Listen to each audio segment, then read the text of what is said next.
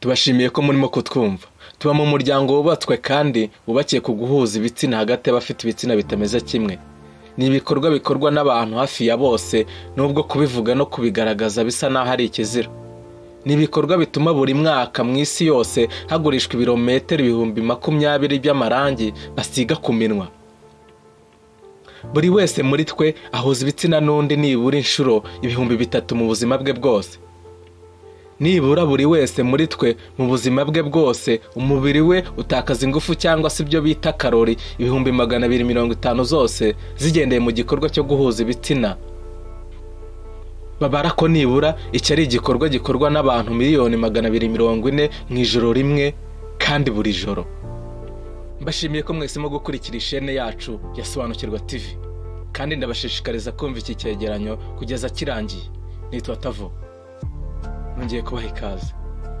Icyitwa intersexuel cyangwa se ibyiyumvo by'umubiri w'umuntu biganisha ku guhuza ibitsina ni kimwe mu kwiyumva k'umuntu gufite ingufu kurusha ibyiyumviro byinshi dufite.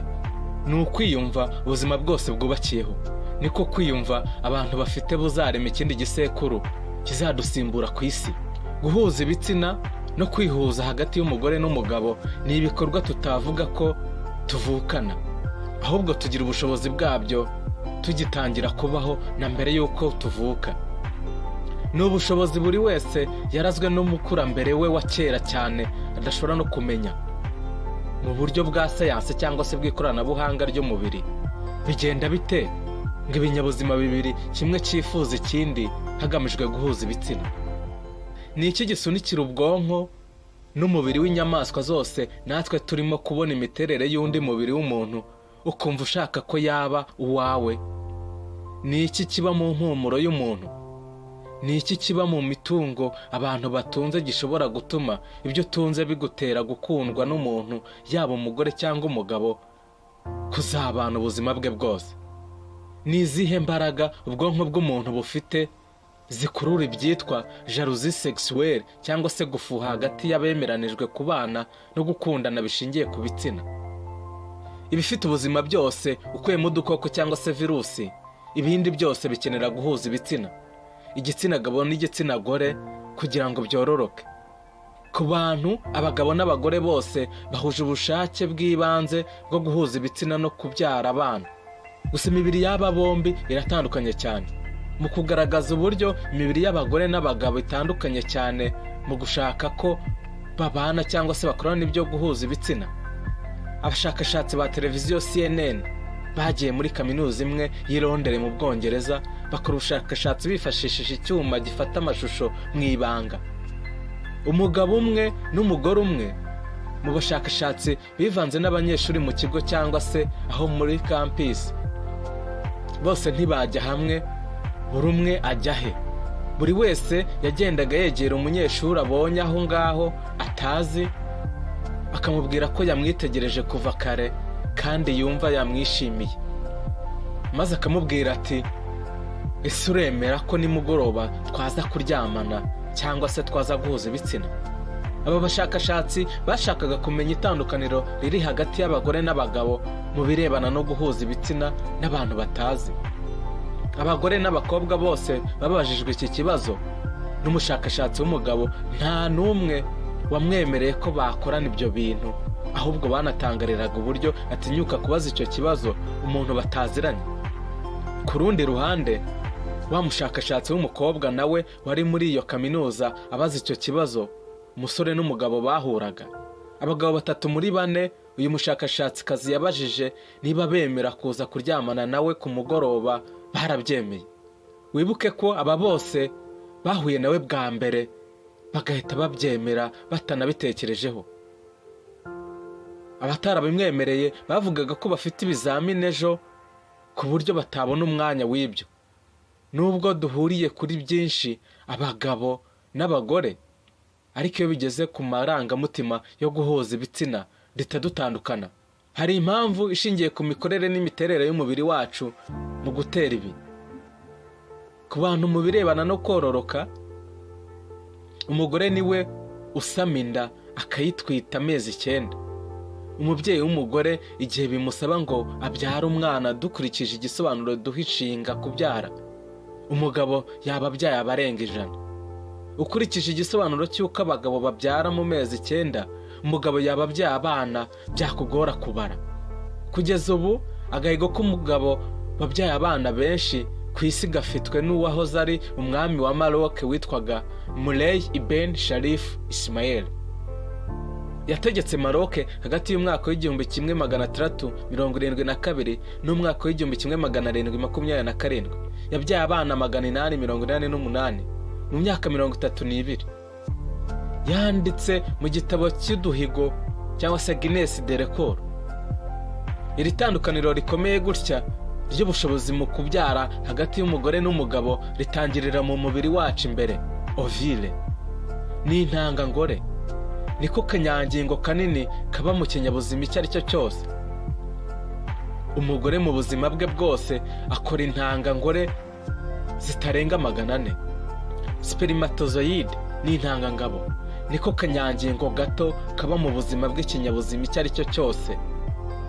Mu guhuza ibitsina, umugabo ashobora gusohora intanga miliyoni 300 icyarimwe mu gikorwa kimwe. Uzigeranije n'intangangore 400 umugore agira mu buzima bwe bwose, buri wese arumva itandukaniro. Mu buryo busanzwe, ugutwita inda k'umugore bimara ibyumweru 40. Muri ibi byumweru 40, umubiri w'umugore utwika ingufu cyangwa se ibyitwa karori 80,000. Izi ni ingufu umuntu yakoresha yiruka ibirometero 1,260. Izi ni marato 30. Marato imwe ni ibirometero 42. Ibi nubikuba na 30 urabona 1,260. Ingufu zakwiruka ibirometero 1,260 nizo umugore akoresha mu gutwita inda mu gihe cy'amezi 9.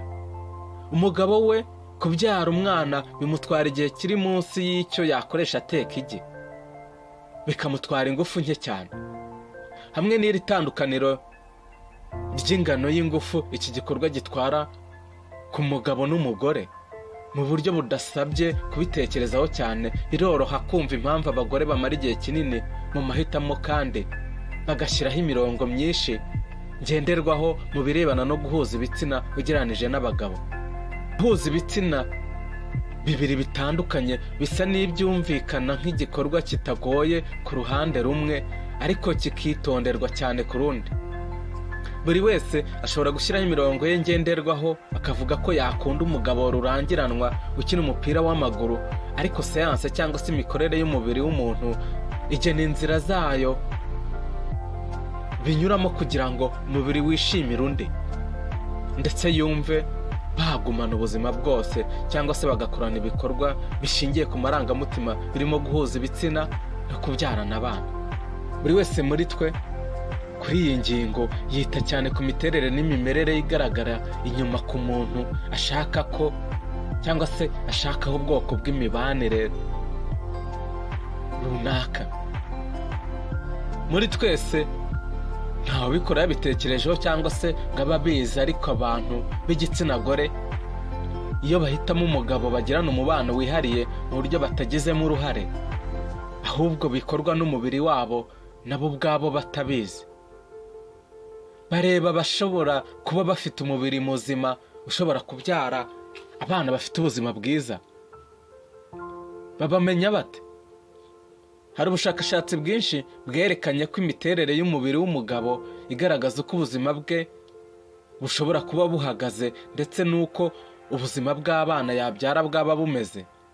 Mu isi yose uramutse weretse abantu b'igitsina gore umubiri w'umugabo uteye nka mpande 3 icuritse, ni ukuvuga munini hejuru akaba muto hasi, kandi bigaragara ko akomeye rimwe na rimwe kubera imyitozo ngororamubiri yakoze.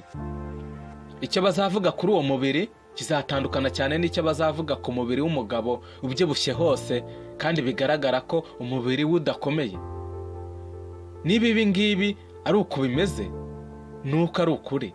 Ku bagabo kugira ibitugu no mu gituza hagari mu gihe ahagana mu matako hananutse ni ikimenyetso cy'uko uwo muntu afite imbaraga kandi akagira ubudahangarwa bw'umubiri bukiri buzima cyane.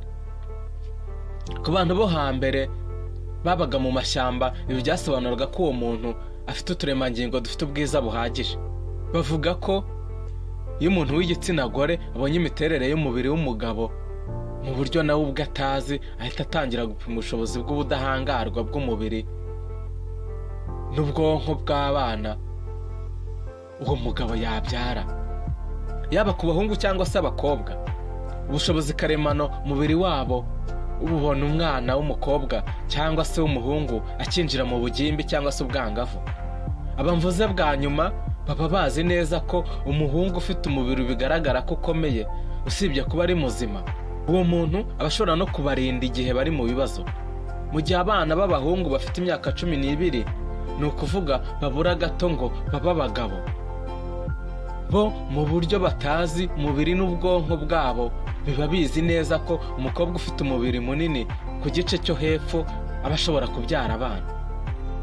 Baba abagabo cyangwa se abagore bose icyo baba bashaka bitabaye ngombwa ko babitekerezaho ni ukubyara abana bafite ubuzima bwiza, bafite ubudahangarwa bukomeye, bufite ubushobozi bwo kurwanya indwara. Nibyo icyumviro cyabo kirebana n'iby'ibitsina kiba gishaka. Umwe mu bantu babiri babyarana, aho umwana babyaye ku bushobozi bwe bwo kurwanya indwara. Umuhanga mu by'ubuzima bw'abantu akaba n'umwarimu muri kaminuza ya Novo Mexique, Lansan Hill, atekereza ko iyo umuntu ahuye n'undi bafite gahunda yo kureshyanya, ubwonko bwa buri umwe muri bo ako kanya bakibonana buhita bukora imibare yo gupima ubuzima bw'uwo muntu mu gihe cy'amamilisegonde, ni ukuvuga igihe kitageze mu isegonda. Bubikora nyir'ubwite atanabizi. Lansan Hill yasabye abanyeshuri b'abasore kwambara imipira y'umweru bakayikina na basket, bakibiriramo ibyuya. Mu byuya bya buri umwe muri twe haba harimo ubwoko bw'umusemburo witwa pheromone. Ni umusemburo wa buri wese muri twe utagira impumuro, ntuhumura ntunanuka. Uvuburwa n'urwungano rwitwa glande sudorepale. Niwo musemburo ushobora gutuma umwana amenya nyina akamutoranya mu bandi babyeyi kandi uwo mwana apfutse mu maso cyangwa se atareba. Yasabye abanyeshuri b'abakobwa kwinukiriza ya mipira abahungu bakinanye, bakabikora batazi abayambaye. Hanyuma buri umwe muri abo akagenda atanga amanota kuri buri mupira akurikije icyuya yakunze kurusha ikindi. Nyuma Lansan Hill yapimye systeme militaire cyangwa se ubudahangarwa bw'umubiri wa buri musore muri ba bandi bakinnye basket, n'uwa buri mukobwa muri ba bandi binukirije ya t-shirt. Yapimye icyitwa complexe majeur discompatibility cyangwa se cyitwa SMH. Iki ni kimwe mu bigize umubiri gikomeye cyane mu kudufasha kurwanya indwara. Mu gupima yasanze buri mukobwa yakunze impumuro y'umupira wambawe n'umusore ufite icyitwa SMH itandukanye n'iye. Ni ukuvuga umuhungu ufite ubudahangarwa butandukanye n'ubwe. Muri make, Lansan Hill avuga ko umugabo cyangwa se umugore ufite impumuro kamere itandukanye n'iyawe ubwo aba afite ubudahangarwa butandukanye n'ubwawe. Bivuze ko haba hari amahirwe ko umwana wanyu yazagira ubudahangarwa bw'umubiri bwuzuye. Abantu bose baba abagore cyangwa se abagabo buri munsi imibiri yabo iba yiteguye gushaka umubanyi. Ni ukuvuga umugabo cyangwa se umugore ufite ubushobozi bwose bwo kororoka bikwiye. Gusa bisa naho nta n'umwe muri twe umenya uko umubiri we urimo gukora ibi bikorwa. Ibi byose biterwa n'umwe mu misemburo y'imyororokere nk'uwitwa testosterone. Iyi testosterone buri gihe ihora ivubuka mu maraso yacu. Birahagije kubona umuntu umubiri wawe wishimiye byonyine agace k'inyuma k'amaso kabundikiye imboni kitwa pipiye kagahita gatangira gukweduka. Kumubona iyo bihise bitanga igisubizo cyiza, ni ukuvuga iyo ubonye ikimenyetso cy'uko nawe yakubonye, ako kanya bihita bitera impinduka zifatika mu mubiri. Ubwonko bw'abo bombi babonanye, yaba ubw'umugabo cyangwa se umugore, buhita buvubura umusemburo witwa dopamine. Ni umwe mu misemburo yo mu bwoko bw'amaneurotransmitter. Neurotransmitter ni umusemburo ukora akazi ko kujyana amakuru ava mu tunyangingo tumwe tw'ubwonko ajya mu tundi. Ni ubwoko bw'imisemburo ikora nk'intumwa. Dopamine ivurwa n'ubwonko buri gihe iyo ukoze ikintu kikagushimisha. Buri gihe ikintu kigushimishije kivubura uyu musemburo. Ku yindi nshuro iyo ugitekereje, dopamine irongera ikavubuka, ari naho hava kubatwa n'ikintu runaka. Dopamine niyo ituma abantu bamwe b'ibiyobyabwenge batabireka. Ku ngingo irebana no kubana no guhuza ibitsina, iyo umuntu umwe abonye undi akumva aramukunze, ku rundi ruhande bikaba uko, imibiri y'aba bombi ihita ivubura dopamine. Niyo mpamvu umuntu wakunze undi hari ubwo buri gihe yumva ashaka kumubona, kuko uko amutekereje ubwonko buvubura wa musemburo w'ibyishimo n'akamenyero, maze akamushaka nk'uko umunywatabi arishaka. Iyo bigenze gutya, urwungano rwitwa adrenal ruhita ruvubura undi musemburo witwa adrenaline. Ni umusemburo wongera ingano y'amaraso umutima ukwirakwiza mu mubiri. Kuri iyi ngingo ho, adrenaline ivubutse ihita iyobya amaraso yajyaga mu gifu. Iyo amaraso yajyaga mu gifu ahinduye inzira, bihita bigutera icyitwa trac. Ni ukumva mu nda hasa n'ahajemo umuyaga, ariko bigasa n'ibikuzamuramo amarangamutima yo kwishima. Hanyuma amaraso menshi ahita azamuka akaba menshi mu munwa no mu bice by'imyororokere. Iyo umugabo abonye umugore akumva aramukunze, cyangwa se umugore akabona umugabo akumva aramukunze, ibi byose biba mu kanya nk'ako dukoresha duhumbya. Ibimenyetso byabyo bigaragara ku mubiri bya mbere ni ukubura uko umuntu yifata. Isura ikamugaragaza nk'umuntu wishimye ariko wabangamiwe. Iki gihe biba bikomereye ubwonko bwawe gutekereza ikindi kintu kitari uwo muntu. Gusa kwishimira umuntu bitewe n'uko asa cyangwa se n'uko ateye ntabwo bihagije. Hari ubushakashatsi bwakozwe n'Abanyamerika bwagaragaje ko abagabo bafite abagore cyangwa se bubatse ingo binjiza amafaranga menshi 50% kurenza abagabo bafite imyaka nk'iyabo ariko batubatse. Aba bashakashatsi batekereza ko impamvu yo kunguka amafaranga menshi ku bagabo bubatse ingo, ariko imyumvire y'abagore mu birebana n'ibitsina mu buryo nabo batazi basunikira guhitamo umugabo babona ko azashobora kubeshaho abazamukomokaho. Ibi ntabwo biba bisobanuye ko igitsina gore gishyira ingufu mu gushaka umugabo ufite ubutunzi. Akenshi biba nyiri ukubikora atanabigizemo uruhare. Ushaka kureba uburyo ubutunzi bw'umugabo ari ingenzi ku nyamaswa zose z'ingore, byagusaba gusura imwe muri zo cyangwa se bimwe mu bigo bituramo inyamaswa. Mu isi y'inyamaswa, ingabo ifite ubutunzi ikundwa n'ingore zitagira umubare. Urugero, ubwoko bw'inyoni ziba mu mazi zitajya ziguruka zitwa pengwe. Kuri bumwe mu bwoko bwa pengwe, amabuye ni ubutunzi bukomeye cyane. Ku nkengero z'amazi, pengwe y'igihangange ihubaka icyari cyiza cyane kigizwe n'ibimera n'amabuye. Uko ishobora kwegeranya amabuye manini yo kubaka icyari kinini kandi gikomeye, niko iba ifite ubushobozi bwo kurinda abana bayo ubukonje. Uku ni nako kandi iba ifite amahirwe yo kurinda igi ryayo rikazavamo umwana ufite ubuzima bwiza. Iyi ntishobora kubura pengwe y'ingore. Pengwe z'ingore ntabwo zishaka ingabo zifite ubutunzi gusa, ahubwo zinashaka ifite ubushobozi bwo kuzarinda abana zizabyara. Ntabwo biba henshi, ariko muri Leta Zunze Ubumwe za Amerika hari amashyirahamwe akora akazi ko guhuza abagabo n'abagore babyifuza b'abakire bahuriye mu mahuriro yitwa Millionaires Club. Hari nka Millionaires Club yitwa Matchmaker, yubatswe n'igitekerezo cy'uwitwa Patrice Pangel. Bafite urubuga rwa interineti ushobora kurusura, Millionaires Club. Uwashinze uyu muryango avuga ko yagize igitekerezo cyo gushinga uyu muryango kubera ko yabonye ko abagabo bafite amafaranga baba bakora cyane maze ntibabone umwanya wo kwita ku by'imibanire. Mu kubafasha, yashinze ishyirahamwe ry'abagore nabo bafite ikibazo cy'imibanire bahuzwa n'abo bagabo badafite umwanya w'icyo gikorwa. Abaherwe bavuye imihanda yose bishyura ibihumbi 20 by'idolari kugira ngo bajye muri iryo shyirahamwe. Abagore bo ntacyo bishyura.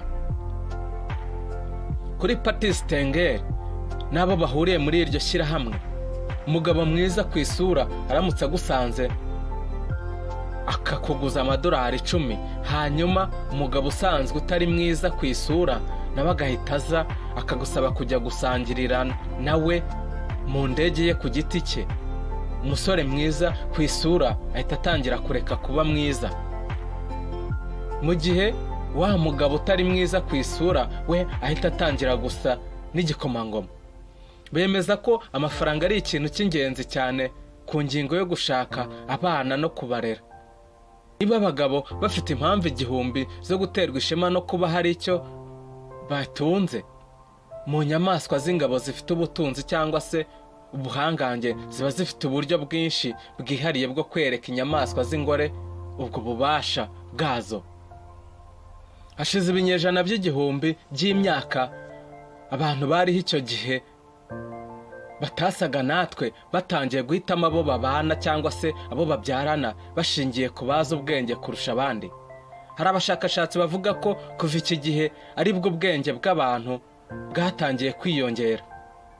Nibyo wabyumvise neza, birashoboka ko ubwenge bw'abantu bwongerewe cyane n'ubushobozi bwabo mu guhitamo abo babana nabo cyangwa se abo babyarana. Bemeza ko tutatejwe imbere ngo tunakuze ubwonko bwacu gusa kugira ngo tubeho byonyine. Ubwonko bwacu bunadufasha kubona no guhitamo umubanyi mwiza, umugabo cyangwa se umugore. Ikimenyetso cy'uko ubwonko bw'umuntu bwatejwe imbere ndetse bukongererwa ubushobozi no guhitamo uwo muzabana tugisanga mu byo abahanga bita la principe de handicap. Hari inyoni yitwa pawo. Ni inyoni ifite ubunini busanzwe ariko ikagira imirizo miremire cyane. Hari igihe bene iyi nyoni igitaratse imirizo yayo, ibirizo bikaba binini cyane, bigataraka, bigafata ubuso bunini kandi bifite amabara menshi cyane meza ku buryo bisa n'imitako. Akenshi iyi nyoni ikora ibi iyo ishaka kureshya indi y'ingore kugira ngo itaratse imirizo yayo kandi yihe amabara y'imitako. Bisaba gukoresha ingufu z'ubwonko nyinshi cyane, yakoresha ibikorwa byinshi byayitunga. Gukoresha ubwonko ibikorwa nk'ibi bigamije kureshya inyamaswa z'ingore cyangwa se inyamaswa y'ingore byonyine, abahanga babyita ubumuga. Niyo mpamvu babyita principe de handicap. Kuri twe abantu hari abahanga bavuga ko ubwonko bunini ari bwo bubamo ubwenge bwinshi. Gusa ubwonko bunini nabwo butwara ingufu nyinshi mu mubiri wa nyirabwo. 20% by'umwuka mwiza twinjiza mu mazuru yacu, 25% by'ingufu umubiri wacu ukora, ndetse na 40% by'isukari twinjiza mu mubiri byose byigira mu bwonko. Ubwonko ni igice cy'umubiri gifite agaciro kenshi kandi kitihishira, kandi akenshi ubwonko tukabukoresha ibintu bidafite aho bihuriye no kubaho k'umubiri. Tubukoresha tuvuga ibitari ngombwa cyangwa se tunagerageza gushaka icyubahiro n'iraha. Nyamara ibi tutabifite twabaho. Bavuga ko ingufu z'ubwenge n'ubwonko abantu bakoresha mu kugaragaza ko bakomeye mu rwego rwo kureshya ab'igitsina gitandukanye n'icyabo, nabyo bigaragaza uruhande rw'umuntu muri ya ngingo ya principe de handicap. Umushakashatsi witwa Geoffrey Miller avuga ko ubwenge no kuvumbura ibishya dukoresheje ubwonko byose bifite isoko mu gikorwa cyo guhitamo uwo muzabana, yaba umugore cyangwa se umugabo. Ubuhanga ubwonko bwacu bufite bwo kurema no guhimba nibwo bwavuyemo kuvuga indimi, gucuranga umuziki no kuririmba, ubugeni na sayanse. Ubwonko bwacu bwagize ubu bushobozi mu magana y'imyaka ishize, igihe abakurambere bacu batangiraga kujya bashaka abagore cyangwa se abagabo bazi ubwenge kandi bafite ubuzima buzira umuze. Mu yandi magambo, iyo uri mu gikorwa cyo guhitamo uwo muzabana, uzaba umugore wawe cyangwa se umugabo wawe, icyemezo ufata kiba gishingiye ku buhanga bwo kuvumbura no guhanga buzaranga abazagukomokaho.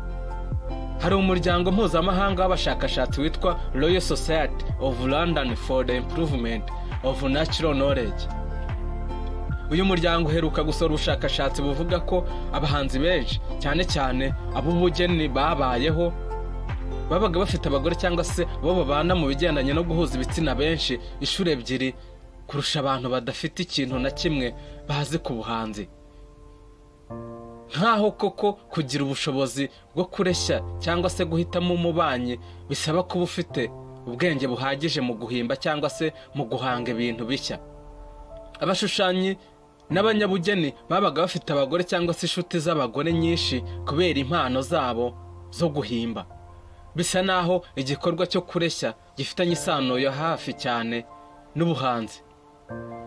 Gusa ku birebana n'ibyiyumvo by'abantu mu birebana n'ibitsina, kubona umugabo cyangwa se umugore ukwiye ntabwo ariho inkuru ihita irangirira, kubera ko guhemuka cyangwa se byitwa gucana inyuma nabyo bigira akazi kabyo mu mibanire. Biba bifite ijambo ryo kuvuga kuri iyi ngingo. Mu gutangira twavuze ku birebana n'uburyo abantu b'igitsina gore ugereranije n'abagabo bo batihutira ndetse bagira amahame akomeye cyane bagenderaho mbere yo gukora icyo gikorwa kirebana no guhuza ibitsina. Ku bantu ni iki gishobora gutuma umugore cyangwa se umuntu w'igitsina gore abura ubudahemuka mu mibanire? Igisubizo nanone kiri mu mikorere y'umubiri wacu. Hari irindi tandukaniro rikomeye riri hagati y'imibiri y'abagabo n'iy'abagore bisunikira ibyiyumviro byabo mu guhuza ibitsina mu byerekezo bitandukanye. Abagabo benshi uburumbuke bwabo buhoraho buri munsi. Umunsi wose umugabo muzima yabyara, ibyo buri wese arabizi.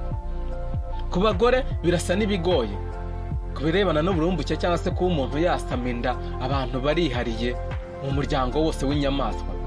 Inyinshi mu nyamaswa ingore zigaragaza mu buryo bweruye umunsi wazo w'uburumbuke. Zimwe mu nyamaswa zigendera ku maguru abiri twe tutarimo, ariko zinagaragaza imyanya yazo y'imyororokere ku bushake y'umunsi wazo w'uburumbuke wageze. Ku muntu iki gihe kimenywa na nyir'ubwite. Bivuze ko niba ushaka kororoka bisaba ko umugabo agomba kuba ari hafi muri iyo minsi mike y'uburumbuke umuntu agira. Ku bantu ubushobozi bwo guhisha igihe cy'uburumbuke busobanuye ikindi kintu. Bisobanuye ubushobozi bwo gutwara inda no gutwitwa bigizwemo uruhare n'undi mugabo utari uwasezeranye n'umugore.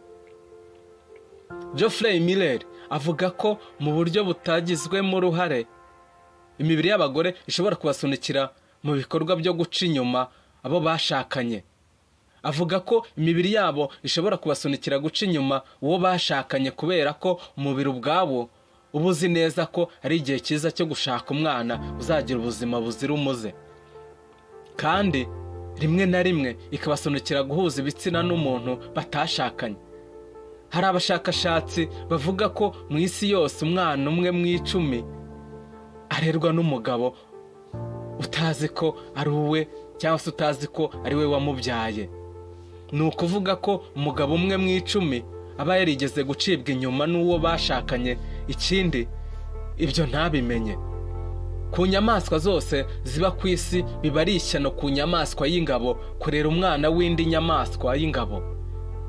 Ishyari cyangwa se gufuha mu binyabuzima byose biterwa n'uko ibyiyumvo byawe biba bizi neza ko hari ubutunzi bwawe burimo gutunga utunyangingo tutari utwawe cyangwa se tutagukomotseho. Umubiri wawe uba uzi neza ko hari ikinyabuzima cy'ikinyamahanga cyaje mu buzima bwawe.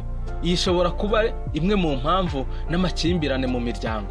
Iyi ishobora kuba ariyo mpamvu abagabo bose bagira mu byiyumviro byabo birebana no gufuha ku rwego ruruta rw'abagore.